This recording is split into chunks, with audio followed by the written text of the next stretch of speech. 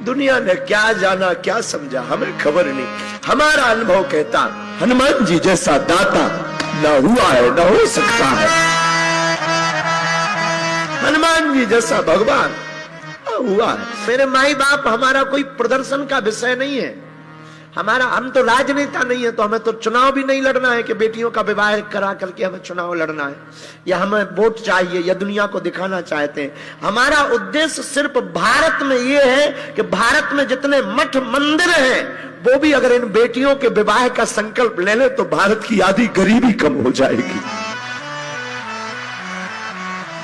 ये तय, ये बात शायद दुनिया का कोई व्यक्ति ना बोले। हम बोलते हैं कि हम अपने पैसों से नहीं करा रहे, जो तुम लोग हमें दक्षिणा में देते हो हम उसी से करा रहे। लेकिन हो तो दुनिया में ऐसा कोई जो अपनी कमाई से बेटियों का विवाह करवा दे, हो तो जो अपनी कमाई से अपनी नौकरी से बेटियों का घर बसा दे। हम सिर्फ ये, हाँ हम अमीर नहीं है, हमारे पिताजी अमीर नहीं रहे, ना हम अमीर है, ना हमारा खानदान अमीर रहा, लेकिन बेटियों का विवाह करा करके हम दुनिया को बताना चाहते हैं कि तुम बहुत अपने लिए जीते हो, एक दिन तुम कभी दूसरों के लिए जीने के लिए सोचो।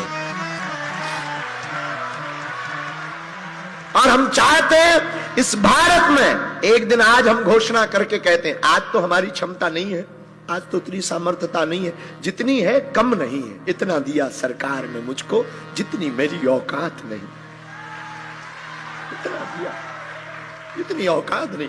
आज तो क्षमता नहीं है, लेकिन व्यासपीठ से हमारा प्रण है कभी इसी मंडप में हम 1100 बेटियों का घर बसाएंगे। कभी कभी जब भगवान कृपा करेंगे। हमने अपनी बहन के विवाह में भोगा है, हमने अपनी बहन, हमारा पुराना घर अलग जगह है, नया घर दूसरी जगह। नया घर में जब हम गए थे तो पुराना घर बरसात में गिर गया था, तो माता पिताजी हम डेरा लेकर के, एक छोटा सा कमरा था समाज सेवा भवन, उसमें डेरा डाला था बरसात में, उसी में रहते थे। उसी में हमारी बहन का विवाह हुआ था। तो हमने भी 1.5 रुपए का एक कार्ड छपवाया था। पता है कितने छपवाए थे? मात्र 70 कार्ड। जब तो हमने तुमसे कहा था कि तुम 700, 500, 700 कार्ड छपाओ, क्योंकि हमने अपनी बहन के में तो 70 ही छपा पाए, लेकिन हमारी जो बेटियां हैं उनके में खूब छपे।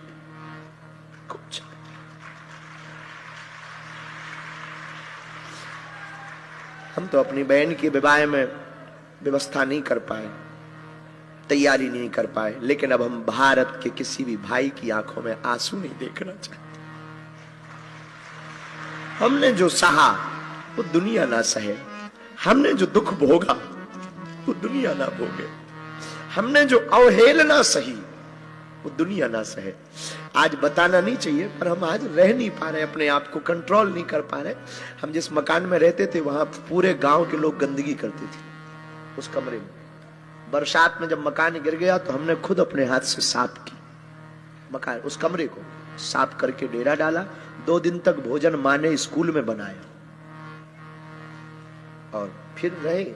समय है, लेकिन एक बात बोले, क्षमा करना, हम बहुत विनम्रता पूर्वक हाथ जोड़कर कहते हैं ये भगवान की कृपा है, सो तो ठीक है, पर हमने कभी हनुमान जी के चरण को नहीं छोड़ा।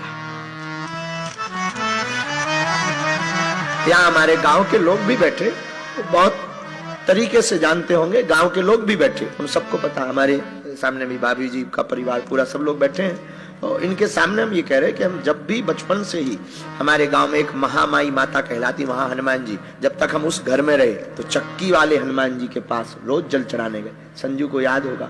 यहाँ हम जब दूसरी घर में आए, छोटे से कमरे में समाज सेवा का भवन था, वो भी टूटा फूटा, उसमें पूरे गांव के लोग नित्य क्रिया करने तक जाते थे। तो उसमें जब कमरा था नहीं, पिताजी की सामर्थ्यता नहीं थी, उसी में जब हम रहे, इसीलिए तो हमने फिर चाह करके, जानबूझ करके, अभी तो नहीं बना पाए, अभी तो जैसा ठीक है, पर हमारी इच्छा एक बार है कि हम अपने माँ पिता के लिए एक छोटा सा भवन बनाएं, ताकि हमारे माँ बाबूजी उसमें रहे। हम ये कामनाएं हैं, वो बात अलग है, पर हमारी आत्मीय इच्छा माता पिता। तो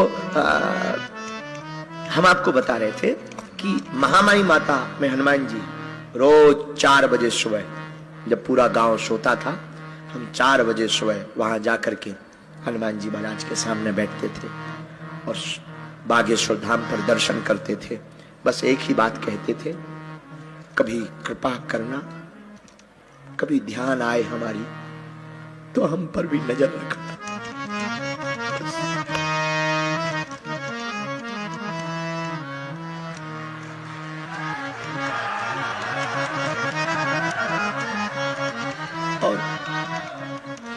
और उनको ध्यान आई, उनको ध्यान आई, उनको ध्यान आई, उनको खबर आई, उन्होंने देखा और देखा और बैठा दिया, ले बना परचा, लगा दरबार, कर कथा। भगवान बहुत दयालु है। इस कलिकाल में हनुमान जी जैसा दयालु कोई नहीं है। हनुमान जी जैसा दयालु हम तो अपना अनुभव कहते, दुनिया का नहीं। दुनिया ने क्या जाना क्या समझा हमें खबर नहीं। हमारा अनुभव कहता हनुमान जी जैसा दाता न हुआ है न हो सकता है। हनुमान जी जैसा भगवान हुआ है। सबके लिए कोई कुछ होगा, हमारे लिए तो हनुमान जी। लोग कहते हम क्या कहते, हम तो हनुमान जी के नाम पे खाते, हनुमान जी के नाम पे खा रहे हैं, हनुमान जी के नाम पे ही खा रहे हैं, पर उसकी कृपा है। लेकिन हाँ, हम खा रहे हैं, हम दक्षिणा लेते हैं, लेकिन अपने सुख के लिए दक्षिणा कभी नहीं लेते हैं, अपने सुख चैन के लिए नहीं। हम कथा की दक्षिणा लेते हैं, हाँ हमारी दान पेटियों में दान आता है, लेकिन कभी हमने मंदिरों का निर्माण नहीं किया। हम साल भर के लिए जुटा जुटा करके रखते हैं। 1 रुपया अगर कोई यहां वहां कार्यकर्ता कर दे, हम लड़ पड़ते हैं कि वो हमारा नहीं है, बेटियों का है। कई बार छोटे छोटे लोग, कई बार हमारे बच्चे चोरी तक कर लेते, हम जान भी जाते, समझ भी जाते, हम उनको बस यही अकेले में समझाते कि देखो हमारा नहीं है, वो बेटियों का है, तुम हमारी चोरी कर लो, हमारी बेटियों का भाग। लेकिन कभी भगवान ने चाहा ना, हम तो यही प्रार्थना करते आज की कथा में जितने लोग बैठे, जो हमने भोगा हनुमान जी साक्षी है, कभी तुमको ना भोगना पड़े। हमने जो सहा, हम तो पैदल चले, सब्जी तो कभी मिली नहीं, और हमारा तो एक समय ऐसा आया था, बोलना नहीं चाहिए, पर वो बात बोले बिना कई बार ना रह नहीं पाता मन। हमारा तो एक समय ऐसा, हमारे पिताजी का कार्ड में नाम नहीं लिखता था शादियों में। हमको आज भी एक याद है, वो चर्चा करने योग्य नहीं है, आई नो, पर एक किसी सज्जन के यहाँ पर एक फंक्शन हुआ था, पूरे गांव का निमंत्रण हुआ था, हमारे पिताजी का नहीं हुआ था, क्योंकि हम गरीब थे। बन जाते हैं लाखों रिश्ते, जब पैसा पास होता है टूट जाता वो रिश्ता गरीबी में जो सबसे खास होता है। कोई किसी का नहीं होता इस दुनिया में, कोई किसी का नहीं होता। गरीब का तो सिर्फ कृष्ण होता है,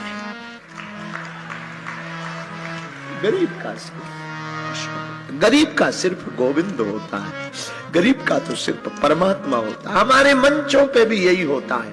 बड़े बड़े अमीर लोगों को हमारे सेवादार चढ़ा देते, बड़े बड़े जो पद पर बैठे हैं वो आरती कर जाते हैं, जो पैदल चलकर आते हैं, धक्के खाकर आते, वो बेचारे पीछे खड़े रह जाते हैं, मंच तक नहीं आ पाते, मंच तक नहीं आ पाते। कोई अमीर को धक्का नहीं मारता इस देश में। हमारे बागेश्वर धाम पे भी हमारे सेवादार अमीरों को धक्का नहीं मारते, उनको धक्का मारते जिनकी ज्यादा औकात नहीं होती।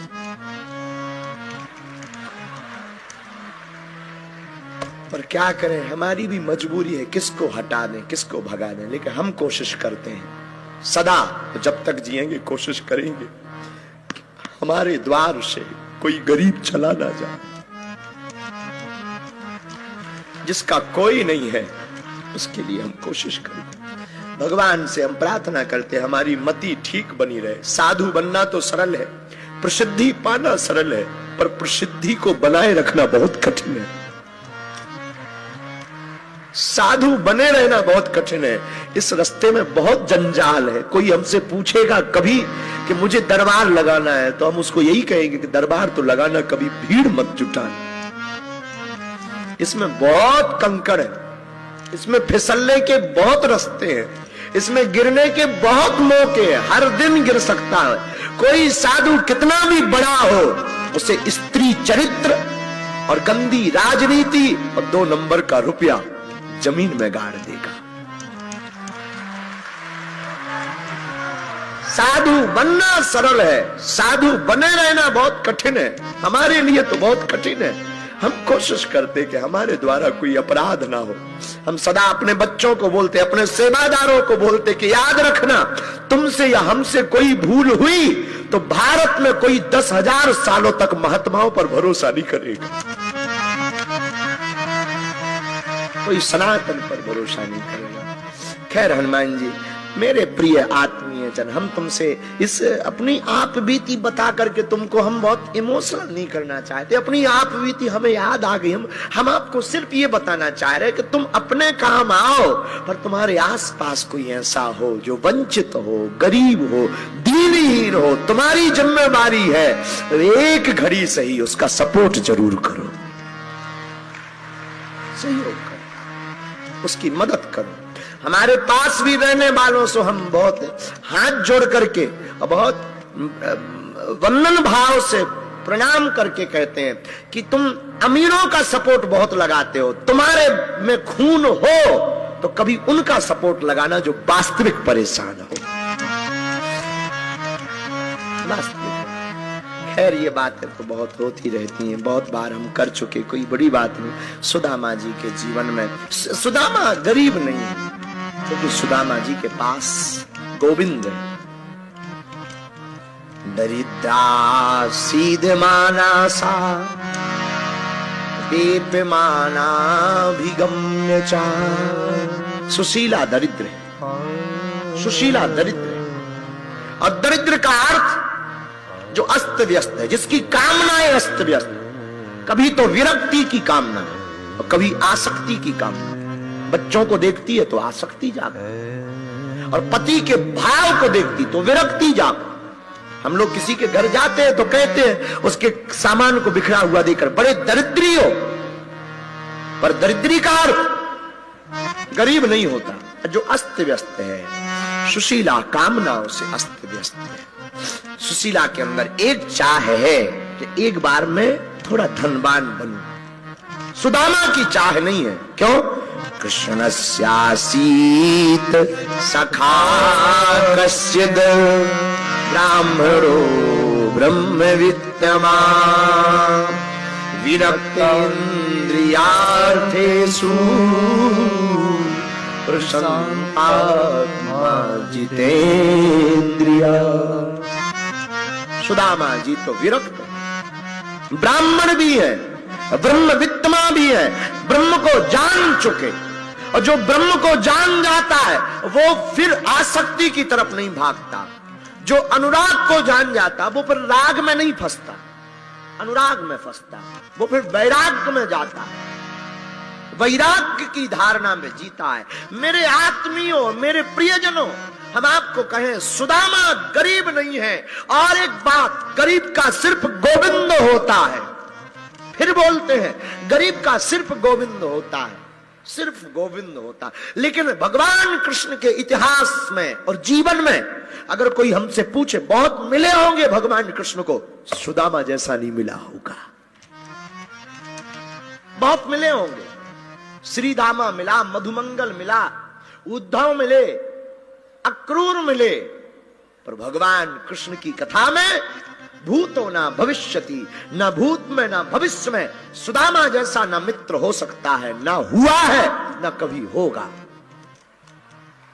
सुदामा साधारण नहीं, जिसमें इतनी उपाधियां हो, विरक्त इंद्रियार्थेषु प्रसन्नात्मा जितेंद्रिया, जितेंद्रिय हो, ऐसा मित्र भला कौन हो सकता? कहां ऐसा मित्र होगा कि जिसका मित्र राजा बन गया हो अब वो धन्यवाद देने तक न गया? बन गए राजा तो बन गए। हमारी चाह नहीं है तुम्हें राजा देखने की, हमारी चाह तो मित्रता बरकरार रहे। इतना त्यागी मित्र, वरना हमारे जमाने में, इस जमाने में किसी मित्र का कोई विधायक बन जाए तो वो फोटो खिंचाने से नहीं चूकता, पर सुदामा को देखो, मित्र राजा बन गया।